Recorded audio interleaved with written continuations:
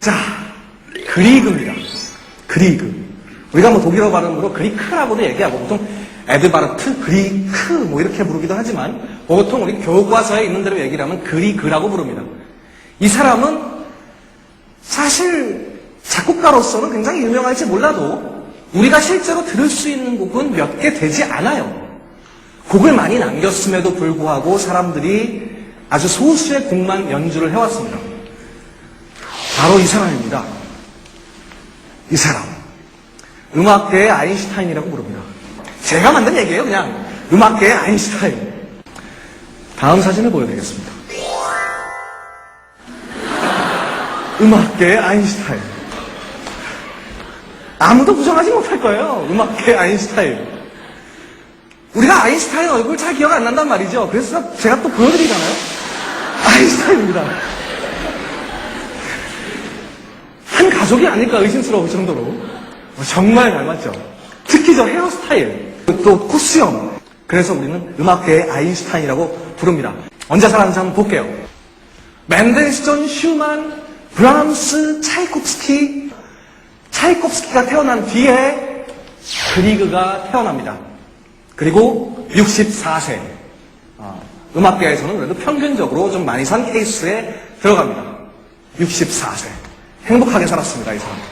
노르웨이로 가겠습니다. 노르웨이. 그 북쪽에 약간 추운 나라지만 경치가 또 기가 막히죠. 또 그 옆에 있는 그 핀란드는 어떻습니까? 그 스칸디나비아 반도 그 사진으로만 봐도 정말 대단하죠. 베르겐 출신입니다. 베르겐. 정말 구석에 있어요. 이 베르겐이라는 동네는 시골입니다. 노르웨이 수도 오슬로의 서쪽에 위치한 베르겐. 아름다운 항구 도시인 이곳은 그리그가 태어난 곳으로 유명한데요. 하지만 그리그의 인생에 가장 중요한 역할을 한 도시는 코펜하겐이었습니다. 그리그는 이곳에서 그의 음악이 가야 할 길과 더불어 평생의 동반자를 만납니다. 약혼을 했습니다. 이름 예쁘죠? 리나. 리나라는 사람과 약혼을 했는데 사촌동생과 결혼을 했고 이 사람 리나와 평생을 살게 됩니다. 그래서 여자친구에게 이제 약혼을 한 사이 약혼녀에게 그대를 사랑하오라는 가곡을 써줍니다. 이 곡은 독일어로 보면 그대를 사랑하오 잘 모르겠지만 영어로 보면 아주 쉬워요. I love you예요. 그리고 영어 가사로도 많이 사람들이 부르는 그런 곡이 됐습니다. 자, 사실 노르웨이의 음악을 뭔가 이렇게 우리 국민적인 거 한번 써봐야겠다라고 하는 사람은 그리그가 처음이 아니었어요. 민족음악가 노드라크라는 사람이 있었습니다. 이 사람 보통 그리그의 책에서만 볼 수 있고 전혀 유명하지 않은 작곡가예요. 이 사람이 그리그를 만났습니다. 야, 너 같은 애, 너처럼 작곡도 잘하고 피아노도 잘 치고 이렇게 재능 있는 사람이 왜 우리가 이런 곳에 와서 다른 나라 음악을 만들어야 되냐? 베토벤, 슈베르트, 모차르트, 하이든 다 독일 아니면 오스트리아 사람 아닙니까? 그런데 우리가 왜 그 사람들의 음악을 따라가야 되냐? 우리 민족 음악이 있지 않느냐? 소위 말해서 국악이라는 겁니다. 이런 걸 가지고도 우리 제대로 음악 만들어 볼 수 있지 않겠냐? 우리가 한번 만들어 보자라고 합니다. 그래서 그 둘은 우원결의처럼 약속을 해요. 우리가 죽는 날까지 국민음악의 발전을 약속하자. 노드라크 약속을 못 지켰어요. 2년 뒤에 죽었습니다. 그렇게 약속을 해놓은 친구가 죽으니까 어떻겠습니까? 그리고 주먹을 불끈 쥐는 겁니다. 내가 그 죽은 친구를 위해서라도 그 노르웨이의 우리의 민족 음악을 발전시켜야겠다라고 얘기합니다. 그래서 나중에 이 사람은 거의 말년에 약속을 완벽하게 지킵니다.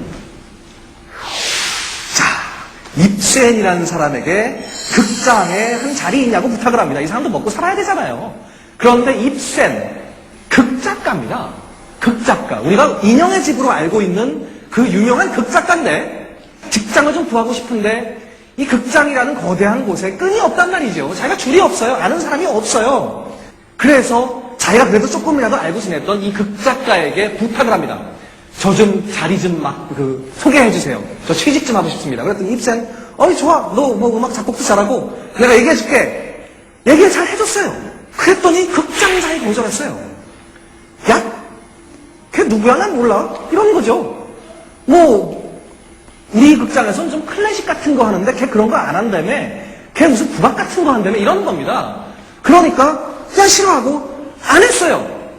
이 사건이 노르웨이의 민족음악을 굉장히 늦게 발전시킨 중요한 사건이 됩니다. 만약에 그리그가 빨리 취직을 해서 빨리 돈을 벌고 또 그 극장에서 자기가 원하는 음악가들을 데려와서 공연을 막 했다면 노르웨이의 국민음악 같은 것이 훨씬 더 빨리 발전할 수 있었다, 이렇게들 얘기를 많이 합니다. 노르웨이만 국민음악을 하느냐? 바로 옆나라 핀란드에서도 국민음악을 작곡하는 사람이 이 시기에 태어납니다. 시벨리우스라는 사람입니다. 시벨리우스. 이 사람, 시벨리우스. 굉장히 유명한 바이올린 협주곡이라는 곡입니다. 핀란드의 작곡가였어요. 마찬가지 우리 민족의 색깔을 제대로 한번 곡으로 만들어보자 했던 사람입니다. 그래서 그 유명한 핀란디아라는 곡이 나옵니다. 그리고 드디어 노르웨이 음악만으로 음악회를 개최할 생각을 합니다. 나이를 보십시오. 23살. 23살. 그리고 급했습니다. 그래서 이 당시에는 그렇게 성공적이지 못했어요. 그러나 이때의 경험은 나중에 이 사람의 평생 동안 꿈으로 남게 됩니다. 자, 이 노르웨이 음악만을 하는 음악회에 자기가 낸 작품은 이런 작품이에요. 바이올린 소나타입니다. 우리가 보통 바이올린 소나타 그러면 바이올린, 피아노 이렇게 연주를 하는 것을 바이올린 소나타라 그래요. 플룻 소나타 그러면 플룻, 피아노. 그래서 우리는 보통 피아니스트를 반주자라고 얘기하는데 반주자는 거 굉장히 싫어해요. 왜냐하면 이 바이올린 소나타는 사실 이중주예요. 굉장히 그 부담감이 똑같단 말이죠. 어떻게 보면 피아니스트가 부담을 더 많이 느낄 수도 있습니다. 이 곡을 듣고 리스트가 극찬합니다. 복음의 산중 음악이라는 아주 재밌는 악보 뭉치를 그리그가 손에 얻게 됩니다. 이 고금의 산중 음악, 말이 좀 희한하지 않아요? 고금의 산중 음악.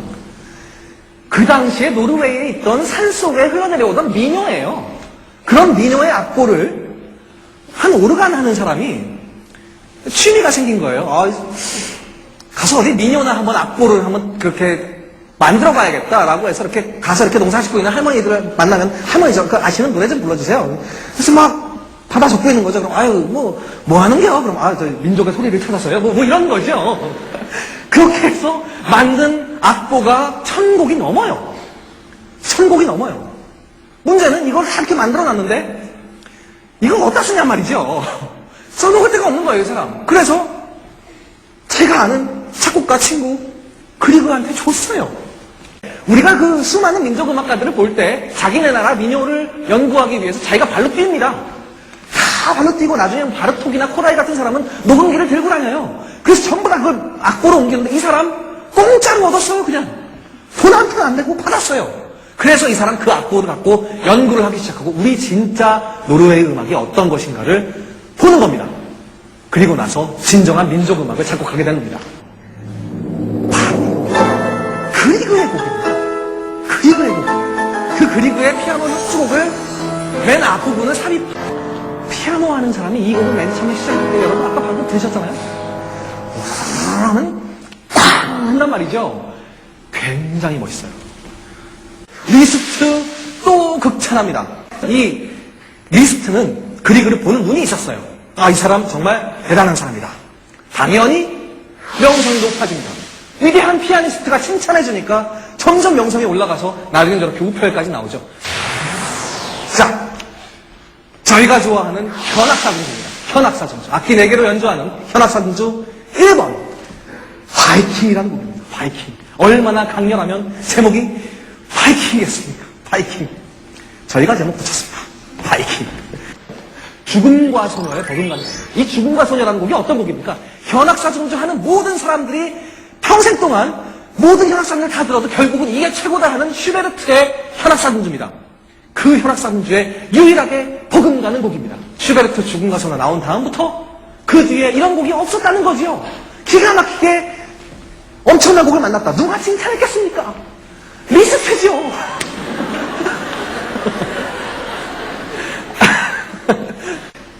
전 악장이, 4개의 악장이 모두가 다 강렬하고 재밌습니다. 심지어는 느리게 시작하는 2악장 같은 경우도 결국은 격렬해지고 굉장히 재미가 있어요. 특히 이 곡의 마지막 부분을 여러분 들으시면 1악장에 나왔던 멜로디, 3악장에 나왔던 멜로디가 갑자기 섞여서 마구잡이로 다시 나옵니다. 그때 사람들은 전율을 느낍니다. 사실 현악사중주 1번이라고 되어 있지만 그리그 현악사중주는 2개입니다. 그런데 2번이 2악장만 만들고 말았어요. 미완성입니다. 죽을 때 써서 미완성이 아니라 쓰다가 자기가 써놓고 곡이 이상한 거예요. 1번하고 너무 똑같은 거예요. 결국은 작곡가도 이거 내가 1번 표절이다라고 생각해서 어쨌든 중간에 관둔 것 같아요. 대문호였어요. 입산이 편지를 했어요.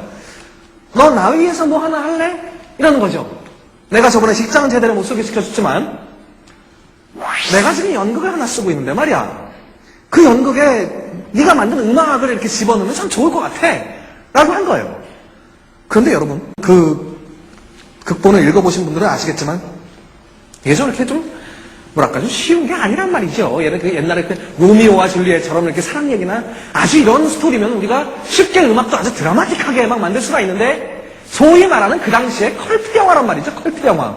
굉장히 어려운 극본이에요. 당시에 이렇게 좀 근대 문학으로 넘어가는 이런 거기 때문에 여기다가 어떻게 음악을 넣냔 말이죠. 그래서 그리그 당황해요. 이거 대단하신 분이 나한테 부탁을 했는데 내가 이거를 이거 해줘야 되나 말아야 되나 고민을 많이 했어요. 그래서 그리고는 이 작품을 싫어합니다. 싫어해도 어떻게 해요? 해줘야지. 그렇잖아요. 그래서 이 사람은 이 연극을 위해서 곡을 쓰게 되는데 바로 이 곡이 이 사람을 평생 동안 먹여 살립니다. 어느 날 그리그 하면 가장 많이 연주되는 작품이 바로 여기서 나오게 됩니다. 바로 페르긴트 모음.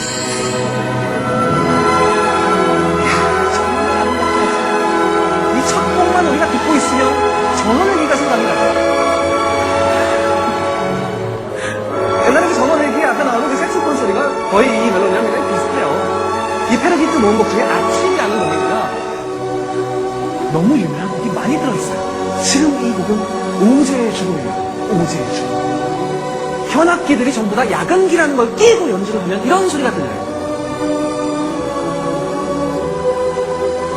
정말 슬픈 음악이고 이것도 어디서 많이 들어본 거죠. 아니트라의 춤이라는 곡입니다. 아니트라의 춤. 이렇게 유명한 곡들이 이 한 곡 안에 들어있어요. 이것뿐이냐? 또 아주 여러 가지 곡들이 들어있습니다. 이 곡 한번 들어보시죠. 페르긴트 모음곡의 마지막에 들어있는 솔베이지의 노래입니다. 이 곡은 우리나라 사람들이 굉장히 좋아하는 클래식 손에 꼽아요. 그렇게 아름다운 곡이 이 곡 한 곡에 들어있습니다. 이렇게 잘 작곡을 해줬는데 입새는 또 이걸 싫어해요. 이 사람은 자기 작품이 좀 무겁단 말이죠. 좀 이렇게 실험적으로 그런 건데 음악이 너무 촐랑된다는 거예요. 그래서 내 연극하고 하나도 안 어울려. 어떻게 됐겠습니까? 처음 공연을 하는데 작가인 입센도 안 오고 이 연극을 싫어하는 그리그도 안 와요. 아무도 없어요. 그냥 관객만 보고 야 대단한 연극이네 하는 겁니다. 그렇게 해서 나중에 유명해지니까 이 입새는 이 그리그를 존경하게 되고 고마워하게 됩니다. 왜? 여러분 페르긴트라는 연극 들어보셨어요? 그거 안 유명하단 말이에요. 그러나 페르긴트 모음곡이라는 곡은 한 CD 안에 엄청나게 곡이 들어있을 정도로 그렇게 유명해진 음악이에요. 그렇기 때문에 이 음악 덕택에 내 연극이 유명해졌다라고 얘기하는 겁니다. 트롤헤이겐이라는 곳에 집을 짓습니다. 트롤헤이겐. 노르웨이의 아주 굉장히 전원 같은 곳이에요. 여기서도 아마 그런 분 많이 계실 겁니다. 내가 나이 들면 나에게 전원에 가서 집을 짓고 살아야지. 이런 곳이에요. 정말 아름다운 곳이죠. 안에 이렇게 가면은 박물관으로 되어 있답니다, 지금. 굉장히 작은 집이고 그곳에서 이 사람은 평생 동안 남은 인생 동안 작곡을 합니다. 이 사람은 말년까지 이곳에서 아주 평온하게 그리고 자기 꿈을 하나씩 이루면서 20년 동안 아주 안정된 작곡 생활을 합니다. 수많은 훈장도 받았어요. 예술가가 훈장 받으면 왜 이렇게 걸어, 아니, 뭐 이런 걸 주십니까? 이 사람 아니에요. 이 사람은 훈장 굉장히 좋아해요. 훈장은 정말 쓸모있는 물건이야? 짐가방 위에 훈장을 올려놓고 그렇게 공항 같은 데 지나가면 세관은 굉장히 잘해준다는 거죠. 살짝 올려놓고 지나가는 거죠. 이 사람 어쨌든 굉장히 여생을 행복하게 보냈어요. 자, 그리고 말년이 됐습니다. 여러분, 베르겐 음악제에서 음악 감독을 해달라고 합니다. 베르겐, 어디입니까? 베르겐, 이 사람 태어난 곳이에요. 자기 고향에서 큰 음악제를 열겠습니다. 그것은 뭐냐? 당신을 위한 음악제를 만들어 드리겠습니다. 이제 당신 여기 음악 감독을 오셔서 당신이 부르고 싶은 모든 음악가를 다 초청하세요. 라고 하는 겁니다. 노르웨이 음악가의 축제. 자기가 23살에 시도했던 시도를 다시 이번엔 제대로 자기의 모든 권위와 음악성과 이런 걸 동원해서 이런 음악 감독을 할 자리를 준 겁니다. 이 사람한텐 마지막 죽기 전에 최고의 기회가 오는 겁니다. 평생의 꿈을 이뤄요. 음악사에서 이렇게 행복하게 살다 죽은 사람이 또 있을까요? 그 해는 자기 생애 최고의 해였다고 기억하고 있습니다. 그리고 이 사람은 아주 행복하게 죽습니다. 이 사람 시신은 그 노르웨이의 숲속에 있는 한 동굴에 묻혔습니다. 그리고 얼마 후에 자기가 그렇게 사랑했던 여인 리나가 함께 이 동굴에 묻혔습니다. 그리고는 이렇게 살다가 아주 행복하게 그리고 세상에 많은 업적을 남기고 죽었습니다.